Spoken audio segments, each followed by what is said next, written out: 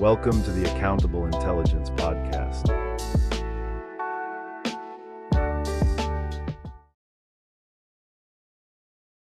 right, welcome back to Accountable Intelligence. Today we're going to be talking really about the impact of AI on the jobs market. And I think there's a lot of conflicting information around what AI is going to do for jobs. I would say that most of the positive information that we've heard really comes only from AI CEOs and saying that, hey, this is going to be new and different jobs. But even AI CEOs are really talking about how many jobs it's going to destroy. Like here is the exposure of a job to AI, and they have these maps, and really it's most jobs. That's going to be the focus for today's conversation. And with that intro, I'll pass it back over to Sean to maybe kick it off with your thoughts on the starting point. Yeah. Good morning, everyone. Yeah, you're right. The way I'm gonna phrase it today is the $50 billion line. Why AI will create more jobs just doesn't add up. And Lucas, what I want to start with is the phrase we keep hearing from those tech CEOs and politicians and thought leaders who apparently they all got the same PowerPoint, man, or they all met up and came up with something. So it's don't worry, AI will create more jobs than it destroys. And maybe that is true. Maybe someday that'll be true. Maybe there'll be new AI jobs or new industries or new tools or new companies or whatever. But I'm not here to pretend technology creates new opportunity. So here's the problem. Very immediate to that thought. The person who gets laid off on Friday is not automatically going to be hired as a AI workflow strategist on Monday. There's if it remains to be true, or what these tech CEOs and thought leaders and everyone is telling us, I just don't see it. The call center worker who gets replaced by a chatbot, he's not going to magically transform into a data center engine. For me today, I just want to talk about the gap between the promise and the reality. Because the real question is not, will AI create jobs? The real question is from whom, where, when, at what wage, and what happens to the people who get displaced before those new jobs ever arrive. So Lucas, when you hear a CEO say AI will create more jobs, do you believe him, or does that sound like something people will say right now just to kind of justify cutting a department or downsizing or whatever? Yeah, I'm with you. I think first off, no, I don't believe them. 100%. Especially given their profit motive, right? I think we've talked a lot about how it's really hard to believe someone who's directly incentivized by having you influence a certain way. And one of the ways that they really try to push is AI is good or better. And I do think, though, there's two reasons why I think no. And one is that in private conversation, AI leaders have said repeatedly, like their goal, whether it's a 5-year goal, whether it's a 15-year goal, is to have autonomous things doing all the work that humans are doing currently. So that's a somewhat publicly known statement from these guys, right? So for them to say right now, just as maybe political momentum and blowback is starting to grow against AI, to suddenly say, oh, by the way, we believe this is really going to be a net positive on jobs, it just doesn't ring true for me. Yeah. Makes sense, man. Okay. So one of the other things I've noticed is that companies always never say they never say we're replacing humans with AI. That'd be really honest. Instead, they use phrases like we're becoming more efficient, or we're streamlining operations. We're flattening the organization. And it's basically just saying some humans are going to become a line item. That's how I see it. And please understand, this is not just a, hey, let's bash AI. Like the premise of this podcast is accountable intelligence. Making sure that people are informed, and with the rapid pace that things are moving, people just have some common sense about things. If you start letting one small group of people make all the decisions for everyone, that's the danger.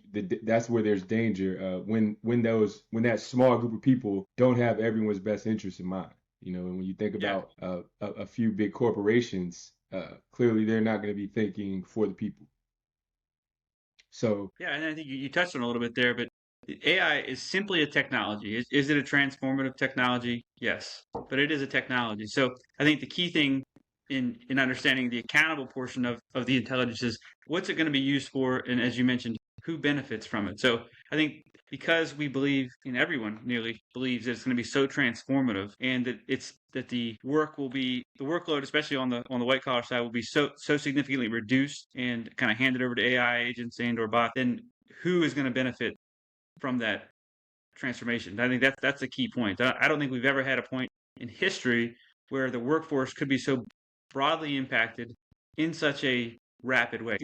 Maybe the most common analogy that, and you hear this from these AI leaders. Well, remember when the internet came and everyone was like, "Oh, we don't like the internet." Well, the internet was a net new technology, right? It was a connective technology that provided a different type of work. So it was a new frontier of things that like brought people together, provided opportunities for learning, et cetera. And of course, that's entirely different than AI, where this is a function that performs work. This isn't just a technology that says I can connect you with across the world in a few milliseconds of latency, which is what the internet did. This is something that's saying instead of you hiring someone to do this job, now this technology that lives in a data center controlled by four CEOs essentially in the world is now doing the vast majority of the work that humans previously did. Yep. And no matter how you look at that, man, there's a vacuum. That's the big thing. And so again, just to make sure that we're sort of keeping things in perspective, the whole idea that AI is going to create more jobs. That's where we're going with this. So things are being progressed at the rate, and without the guardrails and without the control and deregulation, whatever pace at an unprecedented pace. And the idea is, hey, just trust us. Where we're going is going to create more jobs. You guys are going to be okay. So that's the challenge there in looking at that. So I thought about just to kind of hammer it home again. I think the big thing here is being honest about this, and hammering home some of those, just how weird it is how things are being laid out there. Let's talk about Salesforce. So, Salesforce is one of the biggest software companies in the world. Mark Benioff, I think that's how you pronounce his name. I hope I'm not butchering it. Mark Benioff is their CEO. He's been very open about AI agents changing their workforce. Reports have discussed that Salesforce is reducing customer support roles as agents take over. And that's important because customer support is one of those areas where companies used to say, we value the human touch. Let me speak to a human. I know we all get those. Yep. We all hate when we get the automated call when you call somewhere and you have to say the right thing to get to the next level. And, it's like a video game before you can get to the final boss. Speak to a representative. Speak to a representative. Speak to a representative. There you go. And then they keep challenging. Before you can speak to a representative, I like to verify a little bit of information. And we've all been there. So in these cases, we care about empathy. We care about customer experience. We care about communication. That empathy is just gone when you have that chatbot in place. So, I look at it like, so Lucas, let's say like you're 22 years old and, the company says that the AI can now do the basic work. How are you supposed to go get the experience required to do, the advancement? Yeah, 100%. How does that work, right? If all the basic work goes away, how do you ever become advanced in it, Yeah, very true. Right. Yeah, I think it's almost impossible. I mean, it's that because companies were always so hesitant to hire entry-level people previously. There's always, we would see it all the time, right? How do I break into this technology industry, right? Breaking into being like get the first job is the hard one to get. But and now that whole swath of jobs has entirely disappeared. I mean, you can check the numbers on this. But it's really just gone from a smallest percentage of the job market to nearly non-existent for anyone coming out of college with no experience, which is just, again, taking the knees out of kids who are just figuring out, they've just completed a degree they spent a bunch of money on, and they're looking to, how do I take the next step in my career there is not a step. Like the ladder's gone. That's right, man. I've had a couple notes here on just, different things that I've seen. And some of them we kind of over talked already. We kind of talked about it enough, but just lots of examples where it's interesting to see how they roll out. Hey, we're getting rid of people, and replacing them with workers. Now, on the other side of that, there is going to be that person who's going to say, "Hey, well, if AI can do the job, maybe that role is not so important." And there's something to be said for that. But I guess my rebuttal to that is what are we doing here? What's the overarching purpose of what we're doing here? If everything is purely for business and transactional, then we get lost in, as a society, in kind of what we're doing, man. And I think that's the scary thing, and when you can influence the masses with don't worry, or soft words, or deceit, to be able to ascend to a next level, and I'm thinking about businesses and things like that. The government deregulates something on the premise of this is going to help, this is going to be the greater good for everybody. But if there's no greater good, and you allow that entity to ascend to the next level, that's just out of balance and not right. So yeah, for sure. Yeah. All right. So let me ask you this, Lucas: should companies be allowed to experiment with people's livelihoods like this, without any disclosure or transition or accountability? And let me 100%. a little bit of a preference there. So Yeah. It was Klarna. I don't know if I think I'm saying that right. Klarna. They made big headlines by saying their AI assistant could do the work of hundreds of customer service reps. And again, that headline, which speaks to investors one way, speaks to people the other way. So look how much more efficient we are. But then later, they start talking about bringing more human support back into the customer experience. So the basic idea was AI gives speed, humans bring empathy, which is both true, and that's deeply, it's revealing. Apparently, we needed a major AI rollout to rediscover that customers to actual people, talking and acting like actual people, when something goes wrong is a little bit out of sync. Kind of weird there. So I don't know. I think it raises the accountability question. Who pays for this experiment? You got rid of all these people, you brought these AI agents in, and you realize, oh, that wasn't a good idea. What happens? You're not playing with you're playing with people's lives. You know what 100%. I mean? So yeah, and I think so. Something that stands out to me, and you kind of touched on this earlier. They're saying we'll retrain folks, and I'm originally from West Virginia, and I can recall very specifically an instance. There was a decision that coal essentially needed to die. Right, they needed to get rid of coal, and they were going to just destroy that industry. Which I won't argue about the rationales there. Not going to get into that portion. But what the political answer that folks got was that coal miners should just go learn to code, right? And they should go figure out how to do that. And in reality, what it caused for West Virginia was almost an entire economic collapse. And I think folks like to kind of mock West Virginia, and it comes from the opioid crisis through the lack of finances. And for example, the opioid death rate in West Virginia is the worst in the country. So folks are dying from drugs. Now, most people don't care because it's West Virginia and it's a small state and they just don't hear about it. But most of that decline, or the decline in its entirety, started when they killed the coal industry and didn't give folks any option to replace their jobs or to find new ways to work. And so you had multiple things happen. One, a significant reduction in income across the board. The whole state median income dropped like 30%. Wow. Huge, right? So you just, again, took the knees out. And right now, I think in West Virginia, the annual median household, not person, household income is around $30,000, which is just, you think, man, you can hardly survive on that, right? And then secondly, the tax revenue for things that can kind of improve the state dropped significantly as well. So you don't have any income for your folks. And then the state can't support folks who need support, right? When you've lost your job, you've lost your income. That's when you look for the support systems. They don't exist. And then of course, what happens then is folks leave the state to go try and find other jobs, right? So the folks who can try to get out, go find other jobs, look for other ways to make money.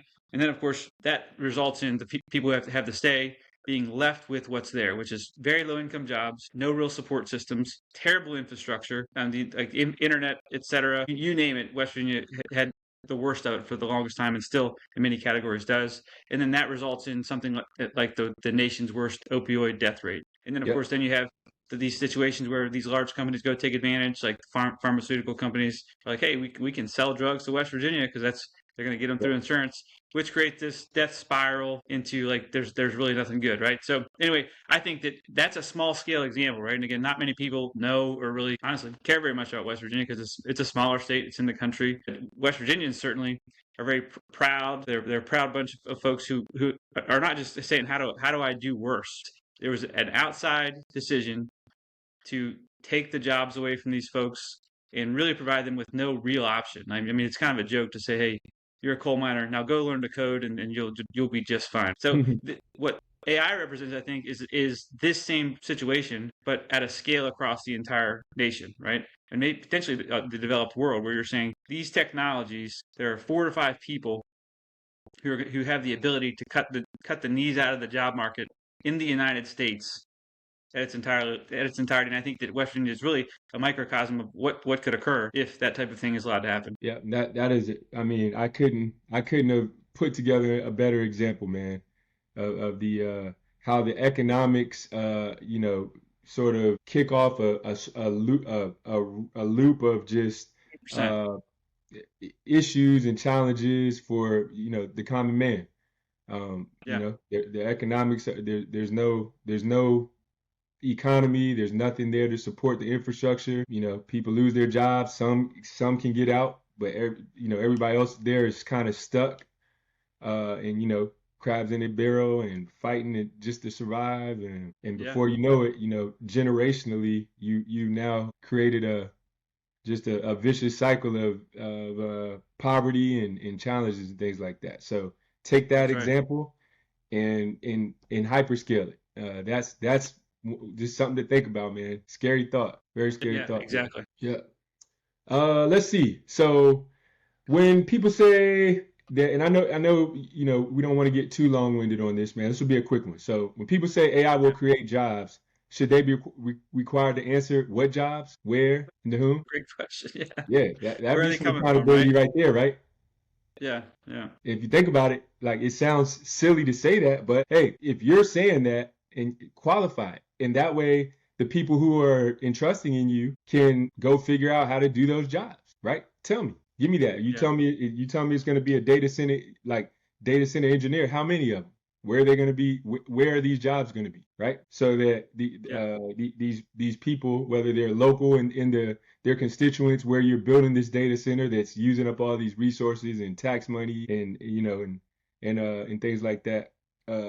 Tell us how we're gonna be able to benefit from this. Yeah. And where's the analysis of, okay, if they're saying there's a data center engineer, that's what, maybe we'll say 1,000 jobs per data center. I have no idea what the numbers are, but that data center might take out 2 million jobs. I mean, where's the analysis of, okay, here's the ROI job wise, and the data center jobs are going to be primarily a ramp up to build the data center, and then they're walking away. And so to me, it just seems kind of hollow. I am curious though, what do you think caused folks to start changing their tune on the job creation piece? Because for the initial rollout of AI, like Elon has said this repeatedly, humans will no longer have to work. That was what the initial tagline was. Remember that? They're like, humans aren't going to have to work. Yeah. Oh my God, man! Please don't get me started on Elon today, man. Yeah. Well, Altman said the same thing. They're saying, okay, we're going to replace human jobs. The Anthropic folks, they publish study after study saying, here's the exposure of human jobs to AI, and I mean it's massive. It's not small. So, what do you think? Why are they starting now to say, you know what? Actually, it's going to be a $50 billion job creation engine? Well, because that's simple. Everyone's like, wait a minute, something isn't adding up here. So you got to say something. I think you're right. Yeah, you got it. They have. Just think about the people behind who are saying these things, what they have to gain or what they have to lose. Exactly. Right. Yeah, profit motives entirely. Absolutely, man. It's so ironic that these people would see. I saw something.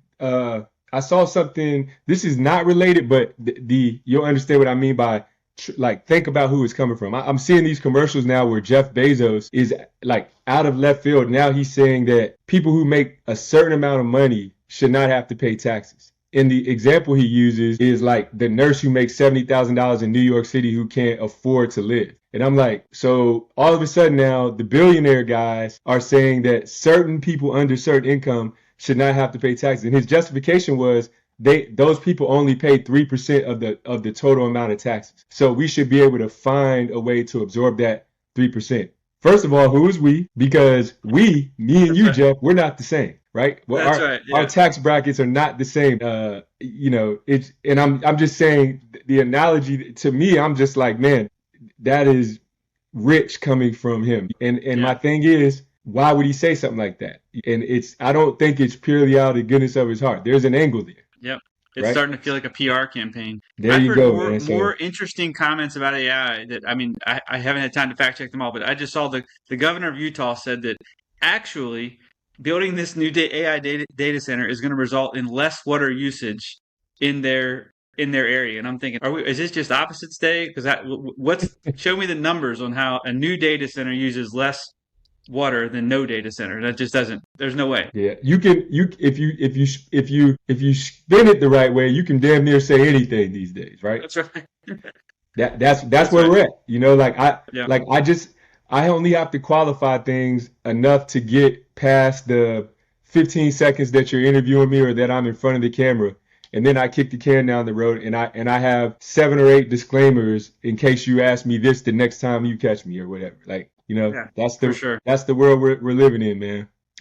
I do think you kind of hit it, though. I think that the reason we're hearing these numbers now is that people are becoming more aware that AI is coming for jobs with economic impact that we don't understand, with ecological impact and environmental impact that we don't understand. So suddenly, and we shared that video back and forth at the commencement speech, and I've seen now 4 or 5 different people getting booed at commencements when as soon as they bring up the term AI and say, okay, hey, what did Schmidt say, the former Google CEO? Either get on the rocket ship. Well, when someone offers you a seat on the rocket ship, you don't say which seat. Like, what a dismissive way to just. Like, you know what? We don't care about you. That's 100% what he said. Yeah, and all I hear from that is there's only a few, that rocket ship that we're talking about relative to everybody.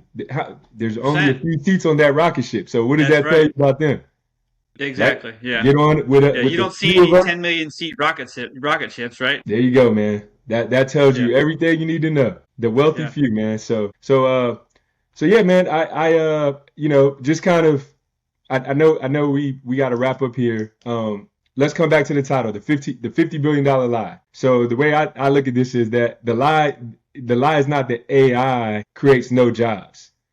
The lie is that the job creation somewhere in the economy automatically protects the people being displaced right now. Yeah. That's the lie. The lie is that the future job cancels out a current layoff. The lie is that efficiency is neutral. The lie is that if stock prices go up, society must be better off. Yeah. And the lie is that workers should simply trust the same executives who have a financial incentive to do more with fewer people. Yep. So I don't think we need to say anything else. That's the way to wrap it up right there. There you go, man. Accountable intelligence. Well said.